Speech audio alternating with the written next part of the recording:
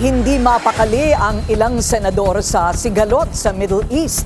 Lahat daw kasi tayo ay apektado ng gulo. Ang detalye sa agenda report ni Hannah T. Nakaambang na ang pagtaas ng langis sa bansa, kasunod ng girian sa pagitan ng US-Israel sa kampo ng Iran. Unang sinabi ng Revolutionary Guards ng Iran na sarado na ang Strait of Hormuz.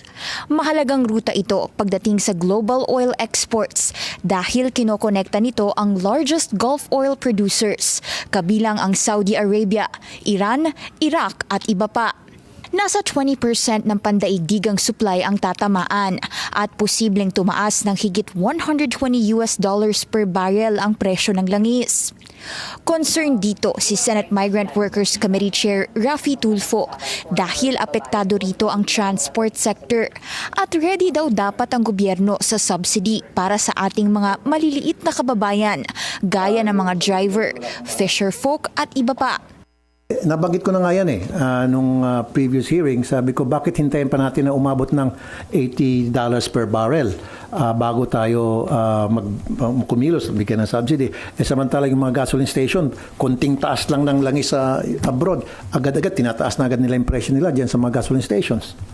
Hindi rin daw dapat kalimutan ng mga nasa middle class gaya ng media. Kayo rin, di ba? Kaya dapat mabigyan kayo ng subsidy rin. Why not? Mahalaga din kayo sa media dahil kapag wala yung media, paano pa malaman ng taong bayan kung ano nangyari sa mundo? Nakatakda raw siyang kumausap kay Energy Secretary Sharon Garin patungkol sa issue. Una nang sinabi ni Senate Finance Committee Chair Win Gatchalian na kailangang ireporma ang fuel subsidy program ng gobyerno para maprotektahan ang transport sector sa oil price hikes. Dapat daw ay i-revise ang trigger formula para sa subsidy na imbis ay nasa fixed price threshold ay ibatay ito sa isang percentage-based system para mapabilis ang pamimigay ng tulong sa mga POV driver. Pinaghahanda naman ni Senator Risa Ontiveros ang Energy Department pagdating sa long-term plans nito sa energy sector. Hindi natin alam ganong katagal tatagal ito. Hindi natin alam ganong katagal din sarado ang Strait of Hormuz at immediate na impact na sisirit nga ang presyo ng halos lahat, kundi man lahat ng produkto at serbisyo hanggang dito sa ating bansa. Umaasa si Ontiveros na hindi mag-spill over ang tensyon sa Middle East. Kaya naman panawagan ng senadora magbalik negosasyon sa pagitan ng US at Iran na finacilitate ng Oman bago ang nangyaring pag-atake sa pagitan ng mga bansang ito. So, urgent call, tigil putukan sa gerang yan, bumalik sa negosasyon at pilit na pagkasunduan yung mga issue na sabi ay dahilan daw kung bakit nangyayari ito. Kailangan daw ma-secure ang kaligtasan ng mga apektadong mamamayan sa gyera kasama ang mga OFW sa Middle East. Bukod sa safety, security issues din ang iniisip ni Senate President Tito Soto. Marami rin tayong iba't ibang mga relationship with the United States, with Israel, with other countries. So, dapat tayong sa tingin pinakamaganda, close monitoring. We should be very vigilant about what's happening in the Middle East. Wala naman daw tayong masamang tinapay sa Iran, kaya't umaasa si SP Soto na walang mangyayaring spillover.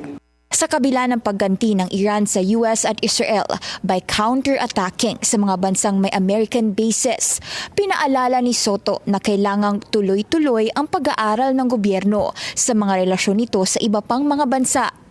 Anya, sa usapang global economy, no man is an island.